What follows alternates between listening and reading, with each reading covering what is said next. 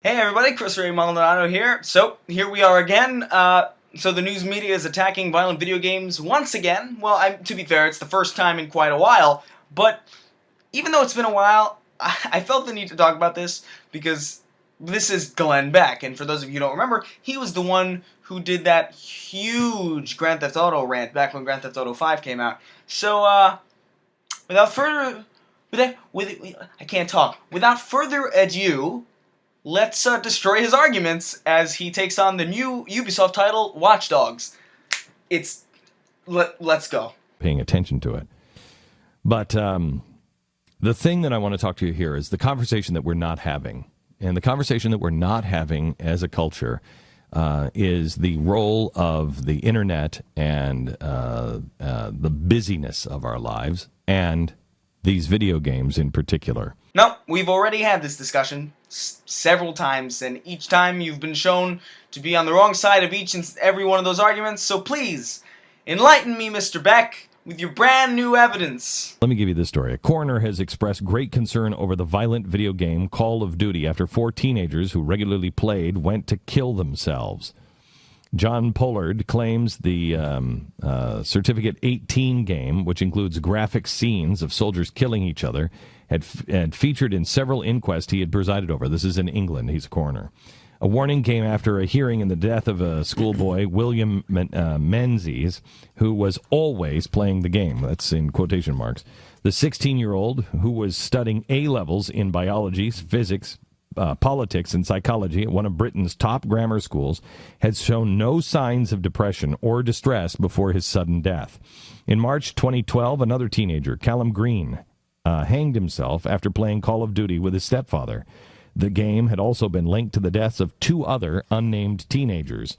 Recording a suicide verdict at Williams' inquest, Mr. Pollard said, "I have to say, and this is after 3 or 4 inquests into deaths of teens, the Call of Duty game seems to be figuring in recent activity just before death, and it concerns me greatly." Wow!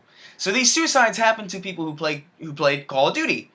Now, it's almost as if the Call of Duty series is so widespread and so massively popular and omnipresent that it accounts for a significant chunk of the population.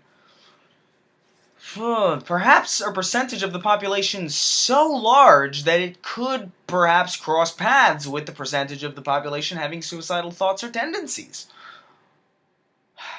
At least 750,000 people attempt suicide each year in the United States alone. And how many Call of Duty games have been sold? Oh! Wow! It's almost as if some people could fall into both categories. It is figured in a number of deaths, which I am investigating.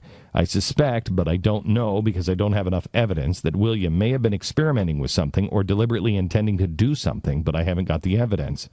There is no note or indication that he was feeling down or distressed at all. Fun fact, only 12 to 37% of people who commit suicide actually leave notes. So in other words, not really that many. Call of Duty, produced by Activision as warfare game, blah, blah, blah, blah, blah, sold 100 million copies around the world, but has been dogged by controversy with his violent content, criticized by the London Jewish Forum, the British Muslim Forum, and Church of England. I love that the only sources he mentioned when talking about the organizations that condemn the violence in those games are religious organizations. Because if anybody's qualified to make judgments about morality, violence, and scientific data regarding video games, it's the religions. Don't forget that, remember the massacre in Norway? Oh, I fucking love this part. Mm-hmm. Where 77 people were killed. Do you remember what he said? No. He was trained to kill with Call of Duty and other video games. I love it. So the man he's talking about is a man by the name of Anders Breivik. And he claimed he trained to kill with Call of Duty. He said he was training with Call of Duty, which meant he already intended to kill people before he started playing the game. But why did he kill? What drove him to it? Well, he wrote a manifesto, conveniently enough. Turns out Mr. Breivik was a member of the Knights Templar, a Christian fundamentalist group. Wow, how strange. He claimed he was a Christian and he hated Muslims. Oh boy. He was also diagnosed as a paranoid schizophrenic and with narcissistic personality disorder. But it wasn't his religious fundamentalism, it wasn't his narcissism, it wasn't his hatred for Islam, and it certainly wasn't his mental state. It was the fact that he played video games. He wasn't training on Call of Duty. He liked Call of Duty because it's a violent game. And violent people are drawn to violent entertainment, same as anything else. But no, that's far too reasonable and far too, supported by evidence to be considered by the almighty and all-knowing Glenn Beck. Isn't it interesting that we immediately had the gun talk here in America? That we talked about the guns. Well, the reason we had the gun talk should be pretty obvious to everybody who knows about it. Guns, unlike video games, are always present in gun violence and gun-related deaths. I don't think the soldiers at Normandy were trying their odds against enemy soldiers armed with Grand Theft Auto 4 and a PlayStation. Guns are primary, and video games, if you could even relate them at all to gun deaths, would at most be a secondary cause and one that would be irrelevant. There were gun deaths without video games. We've already existed in that time period. It's called up until the 1970s. Argue all you want. I'd argue we'd see much fewer gun deaths in a world without guns than a world without games. Nobody talked about the 77 people that were killed by a guy who said, I was trained to kill by playing these video games. See, these people always say that. They say, hey, he said he was trained by video games. He also said he was a member of the Knights Templar. But when you bring that up, when we bring that point up, you'll say, well, he was crazy. You have to take that with a grain of salt. Well, so what makes his admission of being trained by Call of Duty any more or less valid than his claim of being a Christian fundamentalist? Do you see the inconsistencies here? Now, try this. This is a story that is actually coming out of Montreal, and it's about Ubisoft, which is a software company for video games. They do Assassin's Creed, et cetera, et cetera. They have a new one that is coming out, and the new one... It's a cool game, too. These games are so seductive. Mm-hmm. Really, really hard to ignore, really hard to stop playing. I mean... My kids loved them before. They pay $250 million to develop these things. $250 million to develop. You know what they're doing? Yep, $250 million. What's the issue? He says that as if they shouldn't be spending money on making something that will inevitably turn a profit and create jobs in the process. I fail to see why that point was brought up in the dismissive tone that it was. Yeah, they practice for 100 hours on them. They play them 100 hours in testing. All the people who are testing 100 hours. Think of that. Developers at a software company spend a lot of time to make sure said software works. What a terrible business practice. All right, Watchdog is a new one. It's called Watch Dogs, and their stock is going down because this particular game is late in its development, and they say they just don't have it right yet, but when they do, it's going to be the blockbuster game. I want you to listen to this. Watch Dogs features a troubled anti-hero named Aiden Pierce. Now, an anti-hero.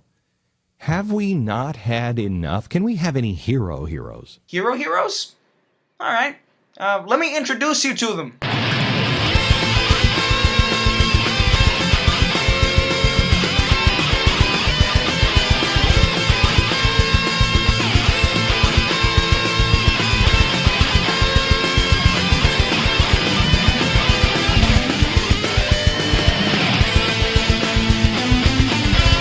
Why must everyone be an anti-hero? Why must everyone break the law and do the thing? Why can't we have a Superman? We do have a Superman. He's kind of Superman. Why can't we have somebody who is doing the right thing, does the hard thing? Instead, everybody is an anti-hero. A troubled anti-hero named Aiden Pierce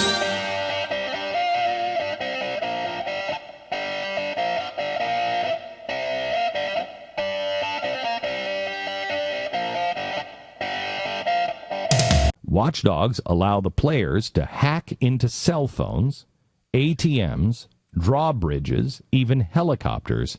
Through cameras and laptops and televisions, players can peer into someone's fictional files and bedrooms to wholly envelop the lives of others.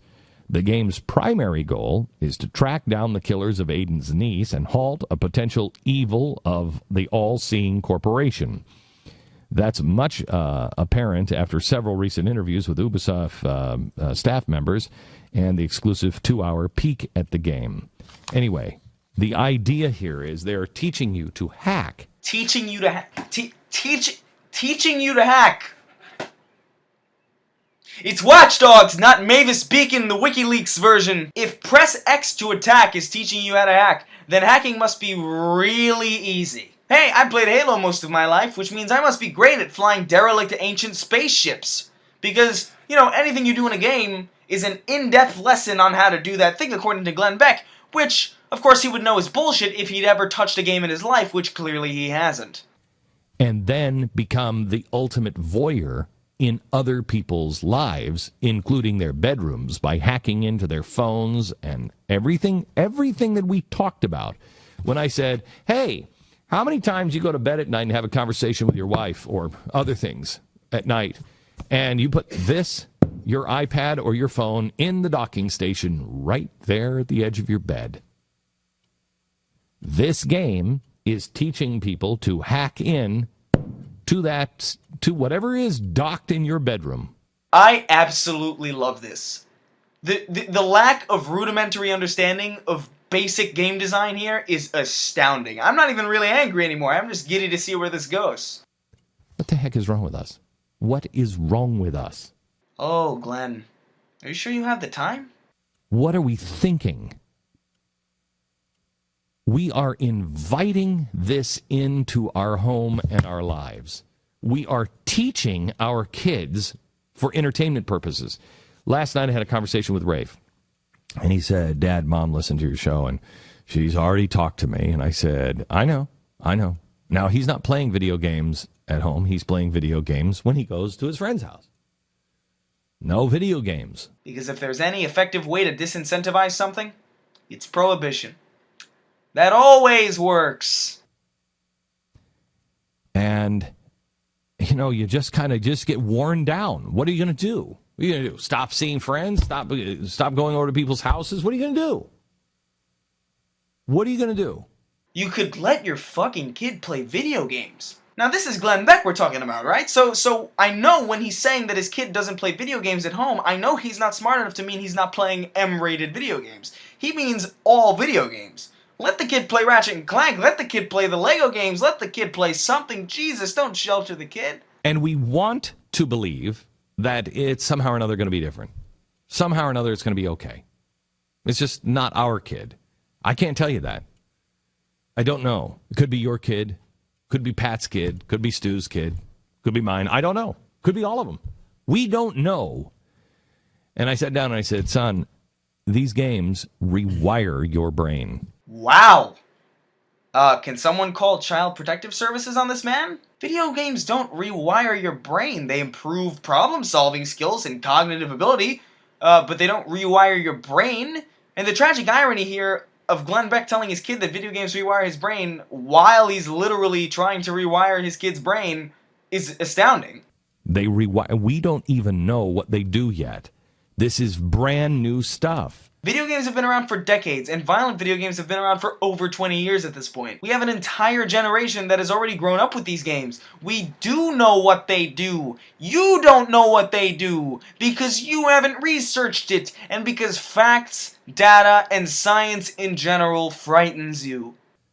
I told you yesterday that just reading your books on a reader changes the way you remember things. We are losing vital information, and you know this to be true if you use a reader instead of a hardbound book.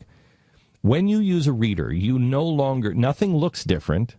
You have no tactile memory. You also can remember. You can pick up a book, and you can say, "Oh, I remember this was in this book. Hang on, let me find it." And you can find it. Try to do that with your reader. If you haven't highlighted, try to find something in your reader. You can't, because you have no idea in the book where you saw it. Because you don't pick up the book and dog-ear the pages. You don't pick up the book and know where you are, know what it felt like. You can only retain information on how to do things if you actually feel yourself doing it in real life and not on a reader. Or a video game, for instance. Interesting point. That's a good point, Glenn. Do you see what just happened here? Yeah. He's a brilliant guy. Well, you're at the beginning of the book or the end of the book. And it is harming just our memory to be able to recall. It's not good. My son looked at me and he said, "Well, Dad, you're always on the iPad. You're answering emails and stuff." And I almost said to him, "I have to." And I stopped. I said, "You're right."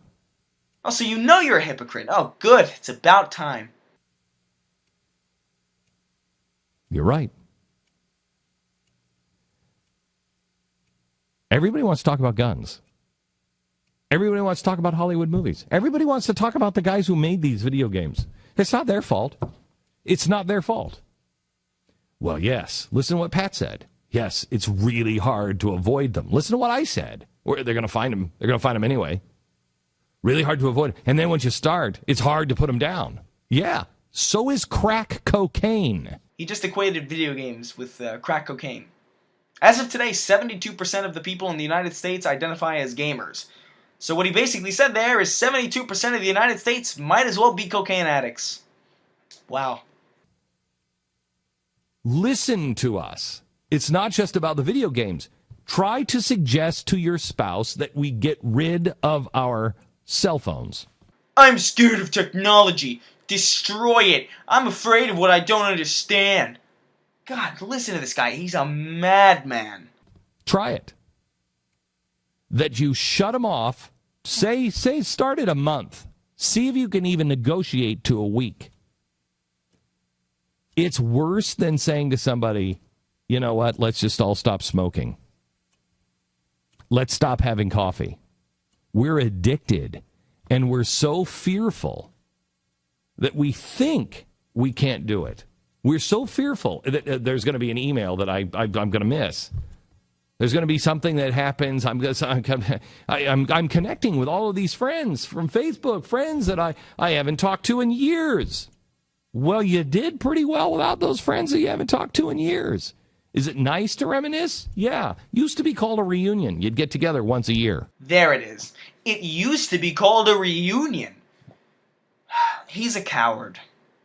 He's afraid that the world is changing and that he doesn't want it to change. He's afraid that weed is on its way to legalization. He's afraid that gay people are becoming more and more accepted in the public eye. He's afraid that religion is becoming less and less relevant among the American public. And he hates technology and the internet because it's what's responsible for it. That's basically the end of the video. And, you know, Glenn Beck, as usual, is an idiot and he doesn't know what the fuck he's talking about. And honestly, I just have fun tearing him to pieces, no matter how depressing it is that he actually exists. So I hope you enjoyed watching this video because I had fun tearing him apart. And as always, I'm Chris Ray Maldonado, and I'll see you next time.